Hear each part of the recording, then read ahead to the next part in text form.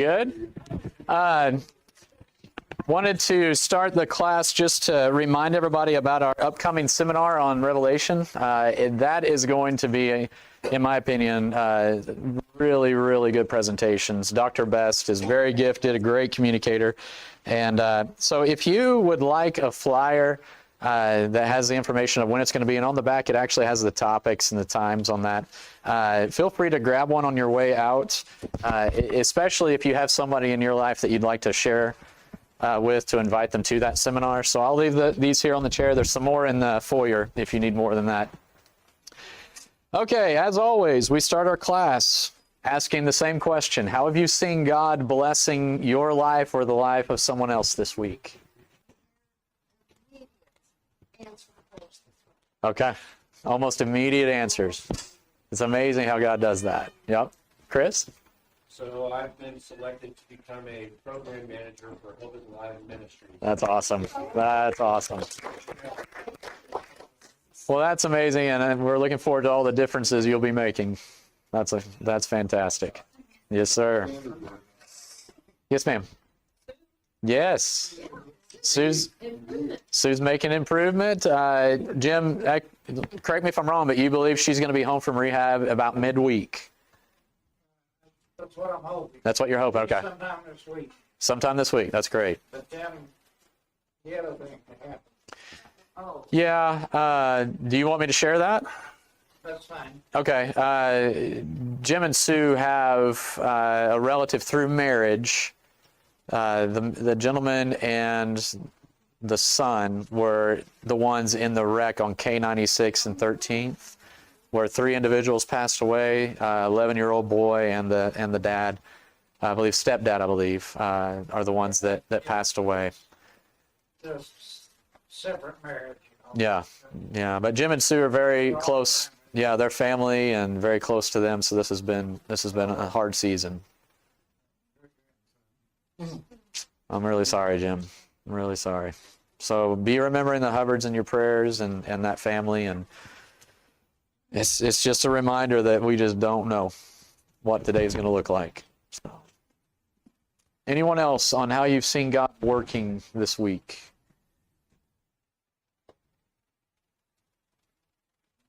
He has been.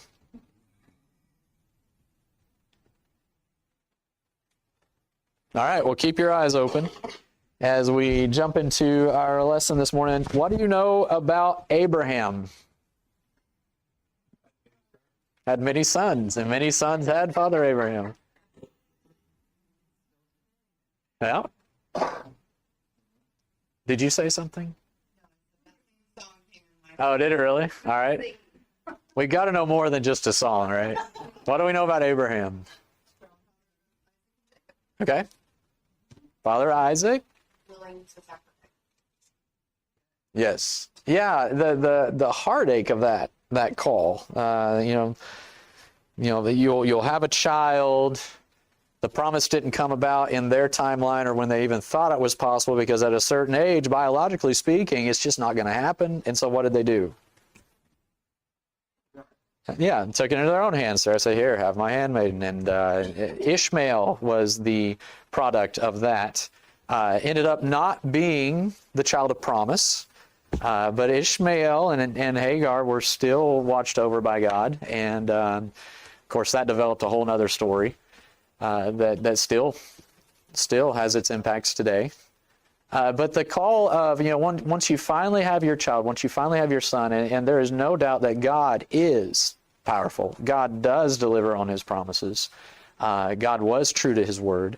And now he says, and I want you to take him on the mountain that I show you, and I want you to kill him. How would you process that information? Well, if God is actually talking to him, then it's from God, it's not just in your head. Right. So you might take it more seriously if it's really his will to do that, and he's maybe going to provide something. And I believe the Hebrew writer in the book of Hebrews talks about, consider that he could raise the dead, which is a remarkable faith for a man that's being asked to do this task, this act. I wonder about, because it's days later, if I remember the text correctly, it's days later before they go, or the days of journey. And just the mental wrestling at night when you're alone, when it's time to be trying to fall asleep, the mental wrestling, the questions, the prayers. I cannot imagine the anxiety that was rising up in Abraham the closer he was getting to that region where he was supposed to climb that mountain with his kid. And then the kid asking, here's the wood, we have the fire, where's the lamb, where's the sacrifice? Man, can you imagine the pain of hearing that? Or when he had to bind his son, just the panic and the panicked conversation that must have taken place in that moment. And just tearing Abraham's heart out. But he was still faithful, trusting that God knows what he's doing, even though I don't have a clue what he's up to. Right. Yeah. And did he tell her? I wasn't there, but I kind of doubt that he told her, because I don't know that she would not have gone quietly, for sure. Yes. First of all, son saw father with an open relationship with God. Mm-hmm. Okay, and I'm sure this carried on day in and day out, and God guided through the life saw this. Okay, all of a sudden there's this horrible thing in their eyes that God wants him to do, but God's always, wants it paid off. It's always Right. worked out. It's my fault, God. I love God. Right. No matter what I think, He knows better. And that's why the son trusted Right. the binding. I'm seeing it this way. So you think Isaac went along with I it? think Isaac went along Gotcha. just as his father did. The nut don't fall far from the tree. Right. And God, like I said, I think there's more direct relationship. I mean, God sent a messenger to Mary, the mother of our Savior. But there are open relations. I hear people Yeah, that say, God told me this. No, Well, He's not good. your opinion of how he would have went along, it very may well have been that way. We weren't there that day, but man, just the faith of Abraham, of not having a limit of how far he would follow the voice of God. I will say, you did tell Sarah. I believe Sarah was said, did you hear him correctly? I Right. don't know if you heard him. Yeah, I mean, and So crazy. the confusion of why did, Gifts, and then yeah, we waited so long, and now, God himself and manifested. the promise of all nations on earth will be blessed, and now we got to kill him. It makes no sense. So, but here's the thing. Before we read our text, it seems that he didn't have a limit on how far he was willing to follow. If he was willing to do that, and the other thing, what did Isaac know whenever Abraham took him off of the altar?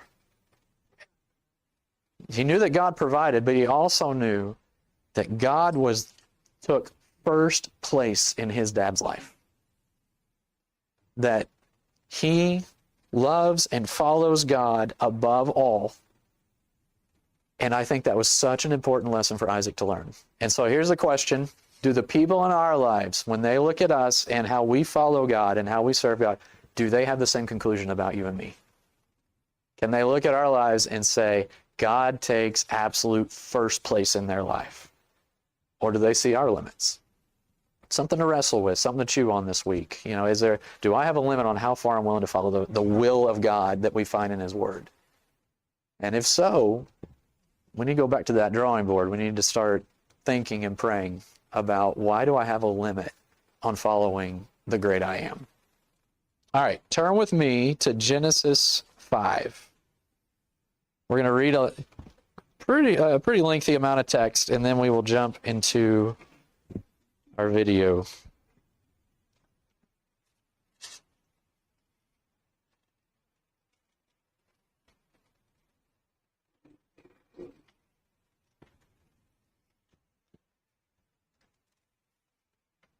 Genesis 5. We'll start in verse 13.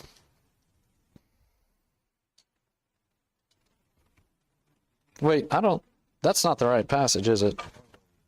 I don't have that written down correctly. I was like, wait a minute, that's pre-flood. What am I doing? Hold on. Genesis. Yeah. Oh my goodness. Okay, so our second text will be in chapter 18. I'm trying to find where Lot and Abram split company. Huh? 13, thank you. I don't know what happened with my finger when I typed in 5. Thank you so much. Genesis 13. And we'll start in verse, there it is. Okay, I got 5 and 13 transposed. I got chapter 5, verses 13 through 18. We'll start in chapter 13, verse 5. Apparently, I'm a bit dyslexic. All right. All right, it says, Now Lot, who was moving about with Abram, also had flocks and herds and tents. But the land could not support them while they stayed together, for their possessions were so great that they were not able to stay together. And quarreling arose between Abram's herders and Lot's. The Canaanites and Perizzites were also living in the land at that time. So Abram said to Lot, Let's not have any quarreling between you and me or between the herders and mine, for we are close relatives. Is not the whole land before you? Let's part company. If you go to the left, I'll go to the right. If you go to the right, I'll go to the left. That's pretty generous for him to give Lot that decision. Verse 10, Lot looked around and saw that the whole plain of the Jordan towards Zoar was well watered, like the garden of the Lord, like the land of Egypt. This was before the Lord destroyed Sodom and Gomorrah. So Lot chose for himself the whole plain of the Jordan and set out toward the east. The two men parted company. Abram lived in the land of Canaan, while Lot lived among the cities of the plain and pitched his tents near Sodom. Now the people of Sodom were wicked and were sinning greatly against the Lord. The Lord said to Abram and Lot, after Lot had parted from him, Look around from where you are, to the north and south, to the east and west. All the land that you see I will give to you and your offspring forever. I will make your offspring like the dust of the earth, so that if anyone could count the dust, then your offspring could be counted. Go, walk through the length and breadth of the land, for I am giving it to you. Verse 18, So Abram went to live near the great trees of Mamre at Hebron, where he pitched his tents. There he built an altar to the Lord. Hang on to that verse. At the great trees of Mamre at Hebron, where he pitched his tents, there he built an altar to the Lord. Jump over to chapter 18.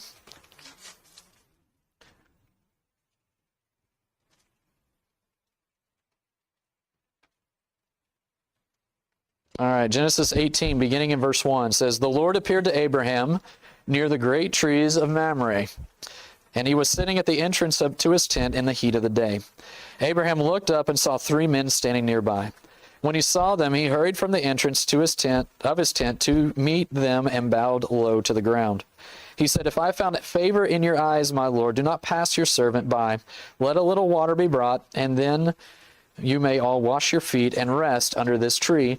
Let me get you something to eat, so that you can be refreshed and then go on your way, now that you have come to your servant. Very well, they answered, do as you say. So Abraham hurried into the tent to Sarah. Quick, he said, get 3 seahs of the finest flour and knead it and bake some bread. Then he ran to the herd and selected a choice tender calf and gave it to his servant, who hurried to prepare it. How long does this take? Hours. Yeah. I mean, you're butchering a calf. You're making bread. And where has he left his guests? Under a tree. Yeah. Verse 8. He's like, stay here. Preparations. Verse 8. He then brought some curds and milk and the calf that had been prepared and set them before them. While they ate, he stood near them under a tree. Where's your wife Sarah? They asked him. There in the tent, he said.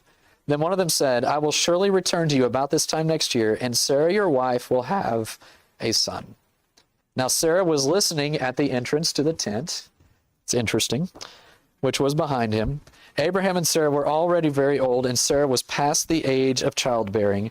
So Sarah laughed to herself as she thought, after I am worn out and my Lord is old, my husband is old, will I now have this pleasure?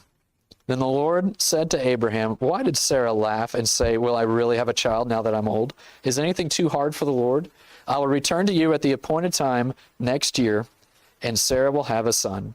Sarah was afraid, so she lied and said, I didn't laugh. But he said, yes, you did laugh. And so at Mamre, there's some interesting things that have occurred. There's been an altar built, and there's this promise that Abram had received prior, and now it's echoed. It says, okay, now we're within a year. When I come back, you'll have your son. Does that make sense? That kind of sets up where our video begins. So I'll start that. This is an ancient altar, and this is Mary.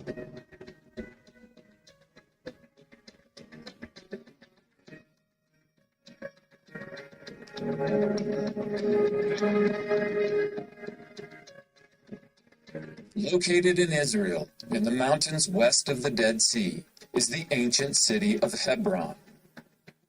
About 2 miles south of Hebron is one of the most significant sites in all of the land of the Bible. And yet, hardly anyone visits this amazing place.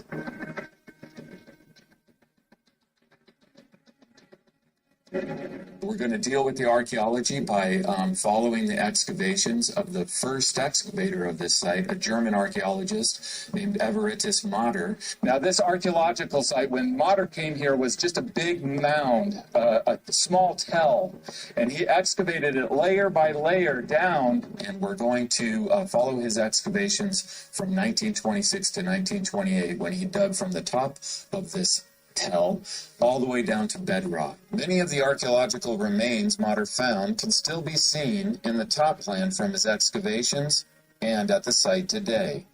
What did Mater find? He started digging in 1926. At the top layer of the tell, he uncovered these structures from the Islamic period. He could date them because he found the pottery and other finds that were associated with those architectural structures. Underneath that layer, he uncovered the foundations of a monumental building. He could identify the function of this building because at the front of the building was this half-circle-shaped structure, which is called an apse, pointing to the east. And this means that the function of this building was that it was a church.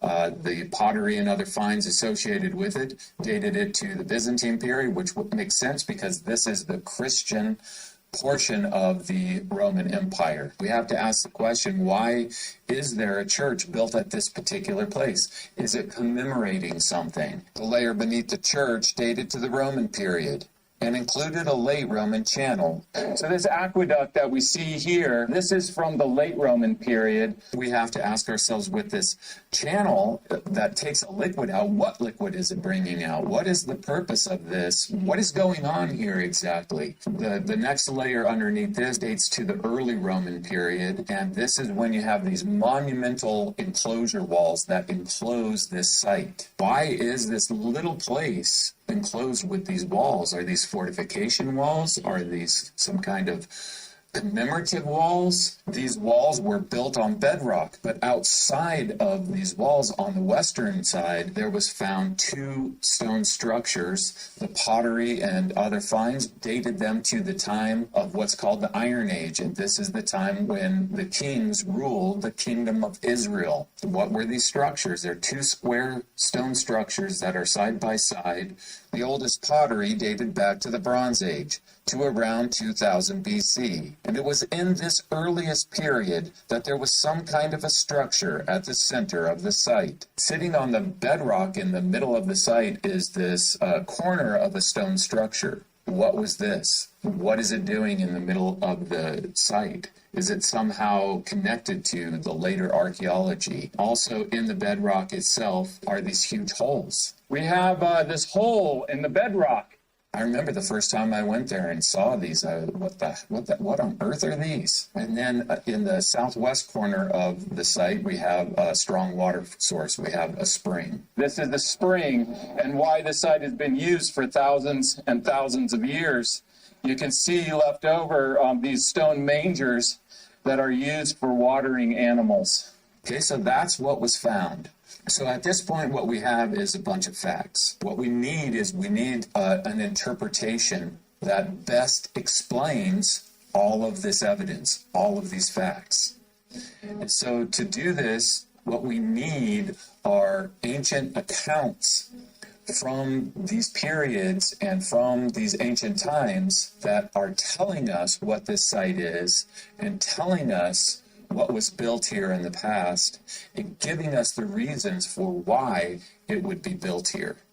The most important ancient texts between Mesopotamia and Egypt are the biblical texts. And so those are the ones that Mater used in order to bring out the meaning, the identification of what he had found in his excavations. If we bring one verse in, one verse from the Bible, then we all of a sudden go from confusion and speculation to all of a sudden a solid foundation for going, oh, so this is what this archaeological site is about. And that verse is Genesis chapter 13, verse 18. Which says, so Abraham went to live near the great trees of Mamre at Hebron, where he pitched his tents. There he built an altar to the Lord. So this verse says that there were great trees at Mamre. This was one of the distinctions of Mamre, was that you had these huge trees there. Well, is there any evidence for trees that would have stood 4,000 years ago? What are these? Well, it was determined that this is where an ancient tree stood. In this part of the world, trees often grow up through the bedrock. And so even though we don't have the actual trees of Mamre anymore, they've long since perished, we have the footprints of where the trees once stood, and this is one of them. So this is a tree ring coming up from the ancient floor of Mamre. This isn't surprising because right next to them is a spring. Also, Genesis 13:18 is significant for the location of the site that Mater excavated. It says that Mamre is at Hebron. Now, notice that it doesn't say in the city of Hebron within the fortification walls, but at Hebron, meaning the land that the city controlled. Abram, who later has his name changed to Abraham, who dwelt at Mamre, had these huge herds of animals, flocks of animals. And so he didn't live inside of cities. He lived in the land nearby those cities. Well, this particular site's location matches this because it's within 2 miles of Hebron. That would be in the land of Hebron. So we have, with this one verse, we have a match with the location. We have a match with the great trees and these holes in the bedrock. And then there's something else very significant mentioned in this verse. Abram was a nomad. And so he lived in tents, as it says here. And people who live in tents don't leave very much behind. And that's what archaeology is. It studies what's been left behind from the ancients who lived in these places. And so what would somebody living in a tent leave behind? Well, not much, unless they built something. And this verse identifies what Abram built at Mamre. He built an altar to the Lord. And so after Mater had excavated all the way down, he realized that there was a center to this site. And the corner of this stone structure was part of what was left from the architecture that had stood at the center of the site, which he identified as an altar. He put a J over his top plan, and then he labeled that the foundations of Abraham's altar. So this is the altar site, the site of Abraham's altar. Now, how did Mater know that this is where Abraham had built his altar?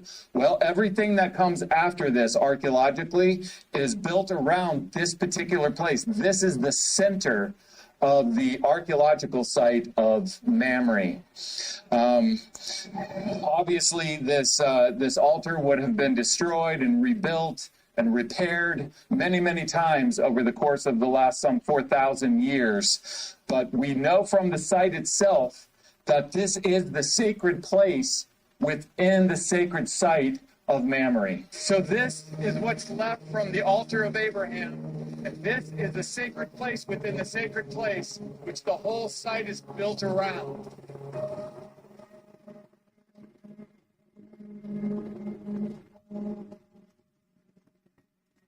And of course, of all the pottery that was found in his excavations, the earliest pottery came from the time period of the Bronze Age, which is dated in general to about 2000 BC. Well, this is the general date of the patriarch Abraham. And so the pottery dated it to the right time, and then these earliest finds connected it to Mamre. And so, based on the Bible and based on the site that he had excavated and what he had found and its location, he identified this as Mamre in the Bible. And what this means is that the events in Genesis that take place at Mamre happened in this place. And this is significant because these are the events that made this not just an ordinary place, not just a historically significant place because Abram camped here, but beyond that, it made it a sacred place. Now, another significant verse that we have to consider in order to not only understand the biblical account, but also to understand the archaeological site of Mamre is Genesis chapter 18, which begins by saying that the Lord appeared to Abraham at Mamre. So my book, Where God Came Down, the Archaeological Evidence, I cover this site of Mamre in chapter 1 because this is one of the places where God came down, and the archaeological site of Mamre contains the archaeological evidence that was left behind from that event. I'll leave a link in the description below where you can order a copy of that book. And I make these videos to complement, hopefully, the material and information that's in the book, and then the other way around as well. So what happened here? Well, this is the place where God appeared to Abraham and Sarah and made them the promise that they would have a son. Genesis chapter 18 says, "Then one of them said, I will surely return to you about this time next year, and Sarah your wife will have a son. Abraham and Sarah were already very old, and Sarah was past the age of childbearing. So Sarah laughed." The point is that this is what the Lord himself is doing through Abraham and Sarah. And then in verse 18, the Lord goes on and he says, Abraham will surely become a great and powerful nation, and all nations on earth will be blessed through him. This is deeply significant to not only understanding the biblical account, but for understanding the archaeological site of Mamre, because when this promise is given, Abraham is an old man with a barren wife. But you surely will become something more than what you are right now. And the same is true for the site of Mamre itself. At the time of this promise, Mamre is just a campsite. If the Lord fulfills his promise to Abraham, then it will become more than just a campsite. It will become sacred ground to the great and powerful nation that Abraham becomes, and it will become significant also as the place of the promise that all nations on earth would be blessed through this promised offspring of Abraham. And that's exactly what we find in this stack of archaeology that's stacked up over the site of Mamre. The next layer up from this Abraham period layer are these two stone structures that Mater found. So what are they? They're these two square stone structures with this passage in between. Mater identifies them as the remains of a gate that led into an enclosure made in the Israelite period that then was destroyed and wiped out by the later building projects on that site. I am near the southwest corner of Mamre, and just outside the Herodian period walls, when Mater excavated right here, he exposed an earlier gate that led into a structure that was later destroyed when Herod the Great built up Mamre.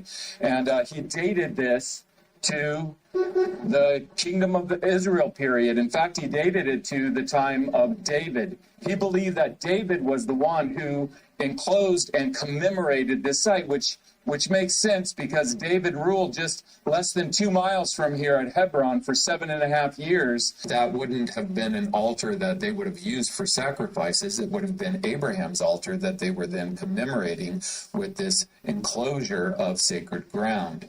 Whatever king built this enclosure, the point is that this is archaeological evidence that comes from the time period of the kingdom of Israel. They were the reality that the first part of the promise that the Lord gave Abraham at Mamre had been fulfilled. Abraham had become the great and powerful nation of Israel, who now was building and venerating the site where the promise of their very existence had been given in the past. And this also explains why this site also would be venerated at the time of the early Roman period when this was Judea. The parallel for this site is the walls at Jerusalem for the Temple Mount, and also the walls at Machpelah, the burial place for the patriarchs. So one of the decorations that Herod the Great used at Mamre is what are called parapets, and they were decorations that resembled columns along these walls.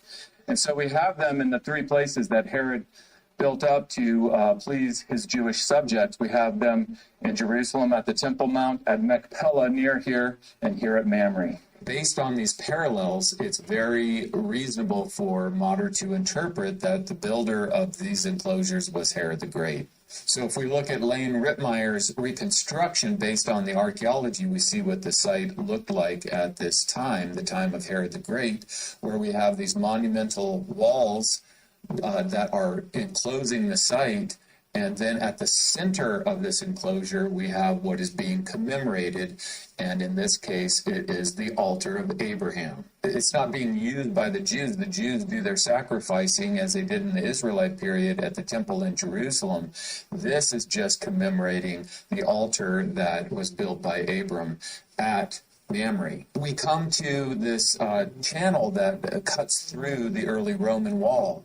What was this used for? Well, we don't have to guess because we have a historical source that tells us. In AD 324, Constantine had won the East and had become then the sole emperor over the entire Roman Empire. And so this site of Mamre was now under his control. Around this time, his mother-in-law, Eutropia, had gone on a pilgrimage to the Holy Land, and one of the sites that she had visited was Mamre. And she was horrified when she visited this site because there was an altar that she saw, and it was being used by pagans in their worship. We have this preserved in a letter that Constantine sends, reporting what she had reported to him and giving his orders to the bishops in this area of what he wanted to happen to this site. Constantine wrote, "She assures me then that the place of Mamre, where we find that Abraham dwelt, is defiled. She declares that the idols which should be utterly destroyed have been erected on the site of that tree, that an altar is near the spot, and that impure sacrifices are continually performed." So then sometime after the time of Herod the Great, then the pagans began to use Abraham's altar as a sacrificial altar. So this channel right here dates to the late Roman period. And one of the reasons why is because it cuts through this wall that was built by Herod the Great. So therefore it's later than the time of Herod the Great. What was its purpose? This is where the blood from the altar left the site.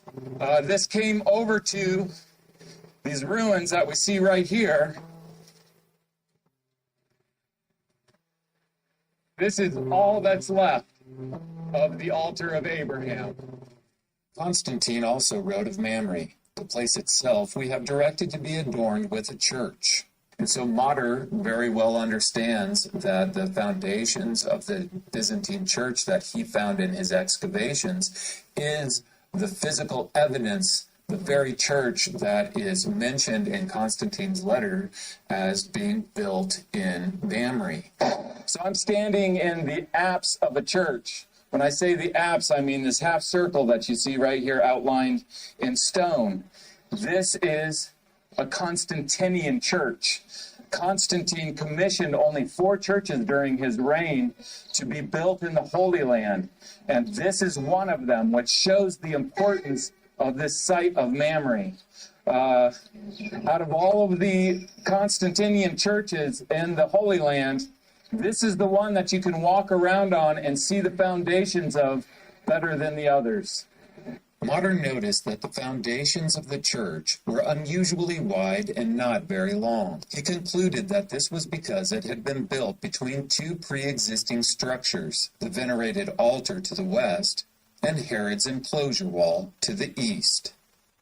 This is Modern's reconstruction of Byzantine Mamre, with the commemorated altar in front of the church and Herod's enclosure wall behind it. This is very significant because it has to do with the second part of the fulfillment of the promise that was given to Abraham at Mamre. All nations on earth will be blessed through you.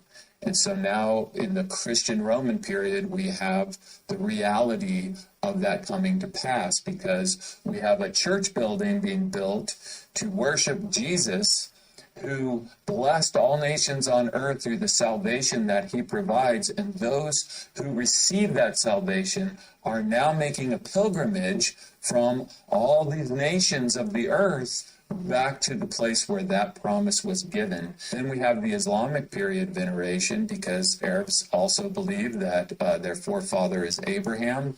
And so we see this also in the Palestinian city of Hebron as it grew and expanded and took the archaeological site of Mamre within the city limits of Hebron.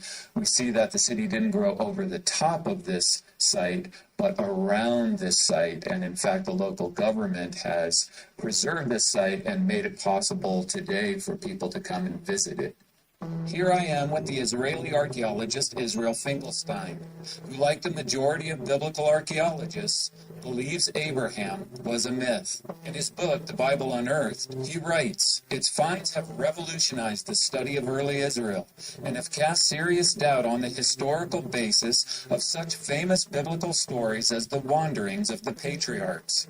Some of the most famous events in the Bible clearly never happened at all." So if secular scholars are right and Abraham isn't a real person and the events that happened to him as recorded in the Bible never happened, then what is the explanation for the archaeological site of Mamre? Why did it grow over time? What was the inspiration that caused these archaeological layers to be stacked up one on top of another over literally thousands of years? If Abraham did not become a great and powerful nation, then why did the great and powerful nation of Israel, who claims to be the descendants of Abraham, why did they come and venerate this place and leave behind the archaeological evidence that they had done so? If Abraham had not become a blessing to all nations on earth, then why did people from all the nations on earth who had been blessed through salvation from the Messiah, who is the son of Abraham, come back on their pilgrimages to Mamre to venerate this place of promise? The best explanation for all that was found evidence-wise at Mamre is that the Bible is true, it's credible, it's historical, and that these people really lived and these events really happened. And that's why you have the stack of archaeology that was found there. These are the reasons why for many years I have been bringing my biblical study tours to Mamre. And this is the sacred ground within the sacred ground. Who do you think Yahweh is when he appears here to Abraham and Sarah and makes them the promise? Do you think that's Yahweh the Father who's appearing to them? Or do you think that's Yahweh the Holy Spirit who's appearing to them? Wouldn't it be the image of the invisible God, Yahweh the Son, who is appearing to them and announcing ultimately the birth of himself? So Jesus, the Messiah, the son of Abraham, who had become a blessing to all nations on earth by offering the forgiveness of sins and salvation, had thousands of years before, pre-incarnate, before he had become flesh, appeared to Abraham at Mamre to promise that he would have a descendant through Sarah who would become a blessing to all nations on earth. He promised Abraham that he would come through his lineage, through his descendants. It's a great privilege that God has graciously given us to have the privilege to stand in a sacred place like this, where God made such a profound promise. We are the recipients of the blessing that Yahweh himself promised Abraham and Sarah in this place. We are the inheritors of salvation that comes through the Messiah, the son of Abraham. And so we are part of the fulfillment of the promise that was made some 4,000 years ago at Mamre. That's why it's a significant site even to us and even to us today. Don't forget to subscribe.